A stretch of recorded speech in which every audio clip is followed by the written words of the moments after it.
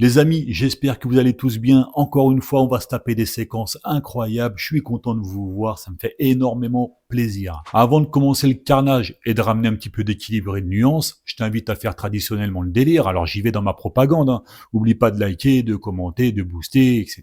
Blablabla, blablabla, blablabla. Je fais mon job, à toi de faire le tien. Je rappelle aussi, toujours dans cette propagande, que Reacton est toujours en campagne de dons. Donc n'hésite pas, si tu as 1 euro à dépenser, voire même plus, on sait jamais, simplement en fait de venir nous aider à financer le média citoyen, le tien, et pour ça, ça se passe dans l'espace commentaire et dans la description de cette vidéo. Premier lien épinglé. Allez, j'arrête, on y va, bonne vidéo à tous, c'est parti, let's go. Question, Joseph. Les mortiers, c'est un très bon exemple de l'inadaptation. Inadapté, inadaptation, inacier. C'est quoi le mot que tu cherches exactement? De la réponse de l'autorité politique. Bon, alors je sais pas ce qu'ils lui ont servi à la cantine de CNews, mais c'était pas de l'eau, les copains. Même sa propre phrase, elle s'est perdue et elle cherche la sortie. Ouh, je sens que cette vidéo va être longue. Qu'est-ce qu'on a fait? On a introduit dans le code de procédure pénale la criminalisation, enfin on a fait un délit du fait d'acheter ou de détenir des mortiers. Un crime, enfin un délit. Judith, elle vient de corriger son expertise juridique avant même d'avoir terminé sa phrase. C'est une prouesse incroyable. Alors attendez, rigolez pas, la meuf, on nous la présente comme un grand reporter. Ah bah tu me crois pas, regarde. Ah si. On a rajouté un article, on a créé un article mortier d'artifice. Alors respire Jude. Ne t'inquiète pas, on a le temps. Ni l'artifice, ni le mortier vont s'enfuir et se nachavent avant que t'aies fini ta phrase. Tranquillo. Je pense que la prochaine étape, c'est de créer un article bombe agricole. Alors pas besoin. La détention d'explosifs préparant une attaque est déjà punie de 7 ans. Et attends, c'est pas fini parce que leur utilisation contre un bien peut même monter jusqu'à 10 ans. Elle raconte n'importe quoi. Le nouveau texte renforce surtout les peines et la procédure, les copains. Ah bah fallait ouvrir Légifrance, les rapports du Sénat et le code pénal avant de te lancer dans ton sketch. Toi, c'est pareil. Essaye le stand-up, tu devrais percer assez facilement. CNews, c'est une catastrophe. Faut qu'ils arrêtent d'essayer d'informer les gens. Puisque maintenant, la violence, le massacre de la violence à la mode, si je veux dire. Il s'adapte plus vite. Et elle rigole en parlant de violence. Tu sais, la Gadji, elle est en train de te vendre la nouvelle collection automne-hiver, mais entre 2 textes de loi qu'elle a pas lus. Et elle te les cite quand même. C'est clairement du foutage de gueule. Grand reporter, mais petit sens du réel. Ah si. Voilà. Donc, c'est-à-dire qu'on alourdit, puisqu'on rajoute un article, on alourdit encore la procédure.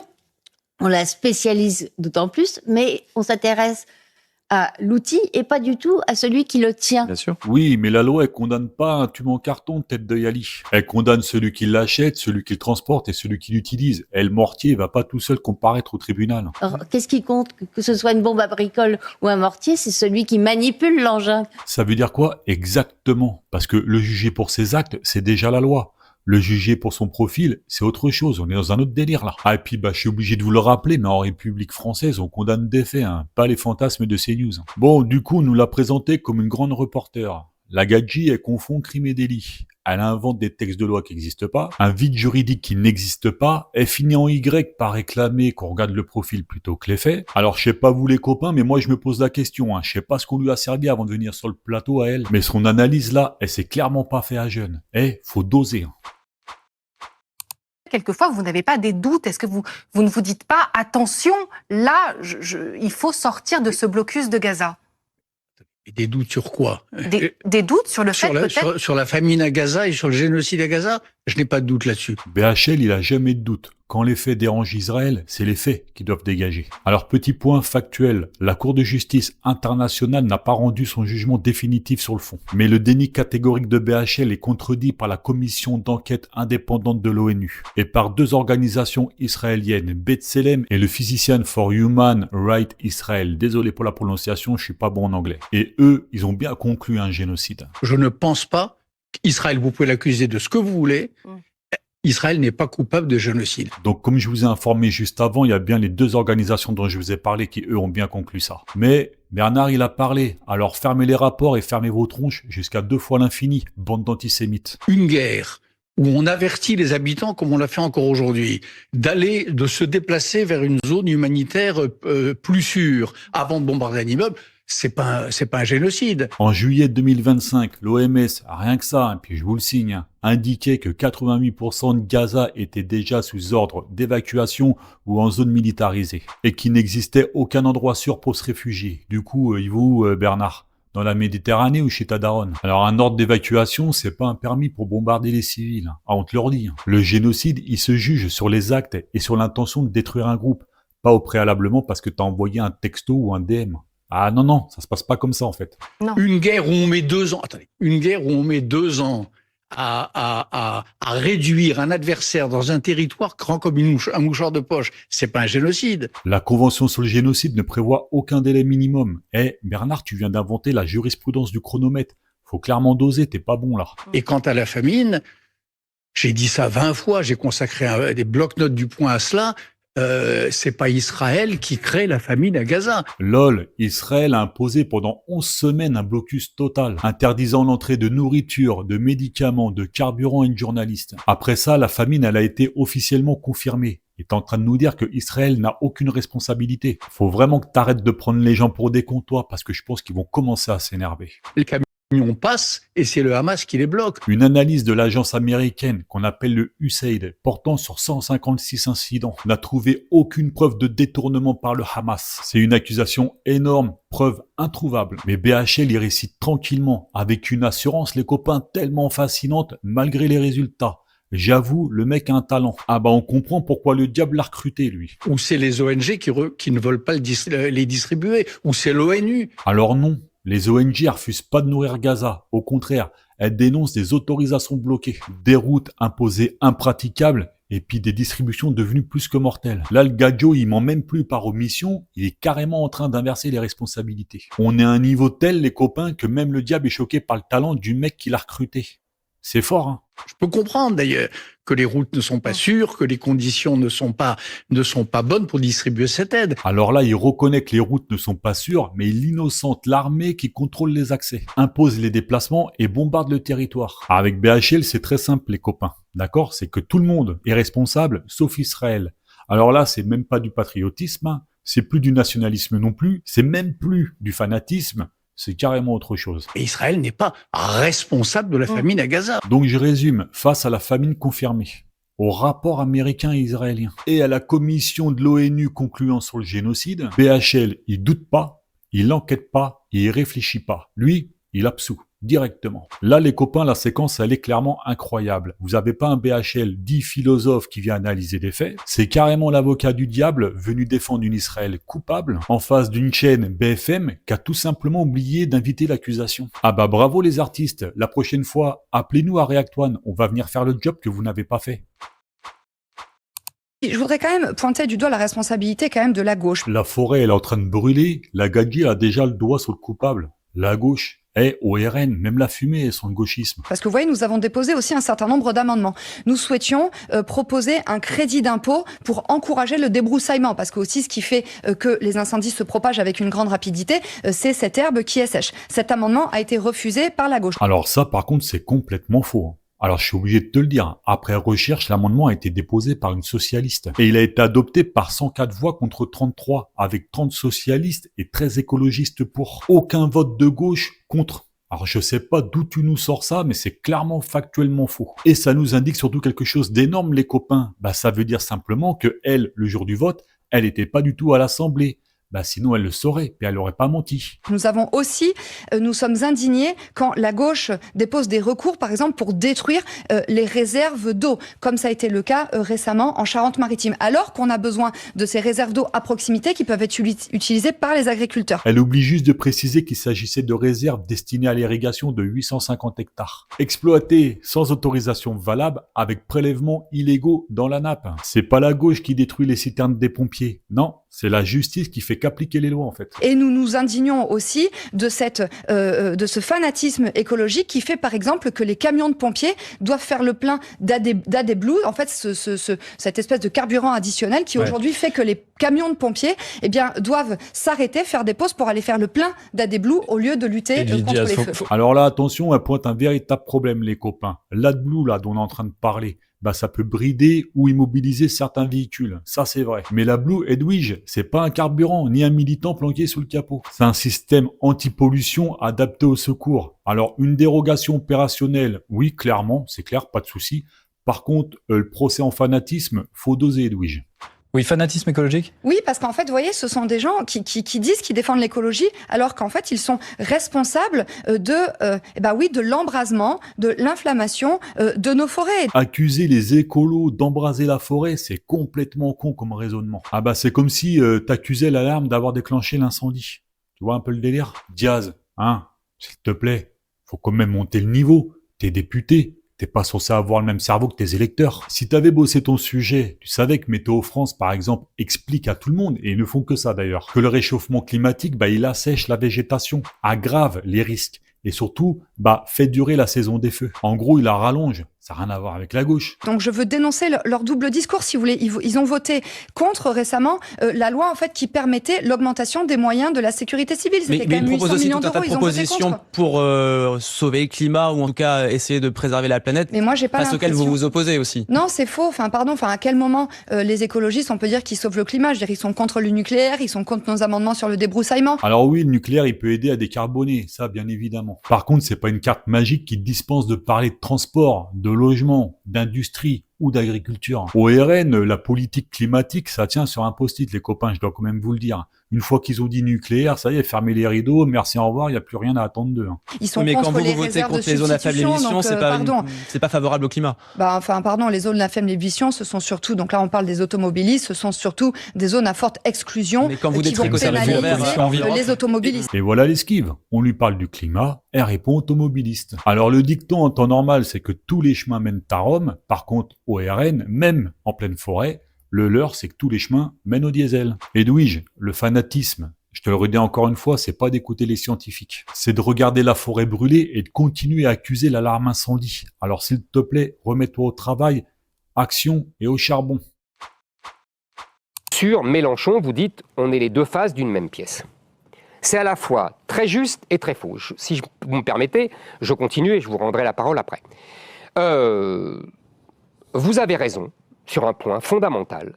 Je pense qu'aujourd'hui, et ça va être le phénomène politique du XXe siècle, on le voit en Angleterre, on le voit en France, on le voit en Allemagne, va être l'affrontement autour de ce clivage ethnico-civilisationnel. Voilà donc le programme alors. Organiser politiquement le conflit entre les communautés. Et après venir expliquer à tout le monde qu'on est responsable d'aucune tension. Eh ben ça commence fort. Et donc, vous avez raison, Mélenchon a pris la partie pro-islamique, si j'ose dire, pro-palestinienne, etc. Il ose surtout mélanger une religion et un peuple. Défendre le droit des Palestiniens, c'est pas défendre l'islam, Rico. Bah sinon, soutenir l'Ukraine, ce serait faire la propagande pro-orthodoxe. Alors faut que t'arrêtes immédiatement les mélanges, tête de mort, mais surtout que t'arrêtes de les consommer. Et moi, j'ai pris la partie France éternelle. Eh ben, quel casting modeste. Alors du coup, Mélenchon il récupère l'islam, et puis toi tu t'attribues la France éternelle, hein. C'est bien ça. Hein. Jeanne d'Arc, hein, qui t'aurait certainement jeté et renvoyé chez toi à coup de pompe dans le cul.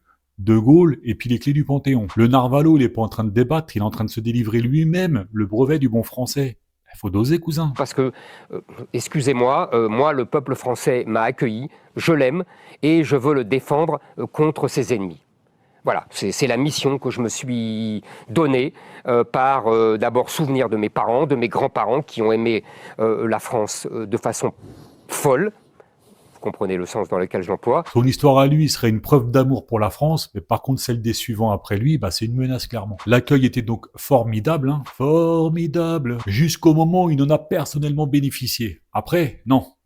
Oui, je sais, mais non. Et je veux défendre le peuple français qui est pour moi envahi et colonisé. En 2025, les étrangers représentent 9,1% de la population. Les immigrés, eux, 11,6%, dont 2,6 millions ont acquis la nationalité française. Source INSEE 2025. Zemmour, lui, voit ni des habitants, ni des familles, ni des Français. Il fabrique clairement un peuple colonisateur. Et ça, c'est pas une statistique, hein, c'est une bande-annonce d'une guerre civile. Le gadio, il est remarquablement constant, mais dans l'erreur. Ah bah c'est quoi une colonisation en vérité? C'est une armée étrangère, un pouvoir politique imposé, une administration remplacée et une extraction organisée des richesses. Petite question, Rico.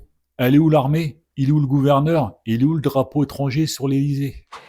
Mais ça ne veut pas dire que c'est moi le responsable de cela, ni même Mélenchon, pardonnez-moi, monsieur Bayrou. La Cour européenne des droits de l'homme a pourtant jugé que sa condamnation pour incitation à la discrimination et à la haine ne violait pas sa liberté d'expression. Par contre, elle a révélé que ses propos appelaient au rejet des musulmans et nuisaient à la cohésion sociale. Mais évidemment, il ne fait que regarder les tensions poussées. En vérité, le responsable, c'est vous. Je veux dire vous avez compris. La politique qui est menée depuis 40 ans au nom des grands principes, des droits de l'homme, de l'universalisme de la France et qui fait rentrer des millions d'immigrés venus de contrées d'Afrique et du Maghreb, qui le font venir ici, qui ne renvoient personne, qui ne sanctionnent personne. Personne. Mais qu'est-ce qu'il raconte celui-là encore ? Le ministère de l'Intérieur, là, il comptabilise 14 133 éloignements forcés rien qu'en 2025. Chez Zemmour, 14 000 personnes, vu que le gadget, il sait pas compter, ça veut toujours dire 0 dans sa tronche. Et qui font monter ce peuple étranger sur notre sol. Mélenchon est le produit de la politique de Macron, de Hollande, de Sarkozy, de Chirac, de Mitterrand, de Giscard. Mélenchon, il n'a fait que prendre le bénéfice de cela. C'est tout. Alors évidemment, vous dites « Ah, mais ils façonnent et ils font monter les tensions ». Non, on est le produit de ces tensions. Le gars, il passe toute sa carrière à parler d'invasion, de colonisation, d'ennemis et de camps ethniques. Mais apparemment, les tensions, ils pousseraient toutes seules. C'est bien connu, tout le monde le sait. Visage, toi-même, t'es pas le détecteur de fumée. Faut que tu te le dises, d'accord ? T'es le pyromane qui tient le jerrycan d'essence. Si.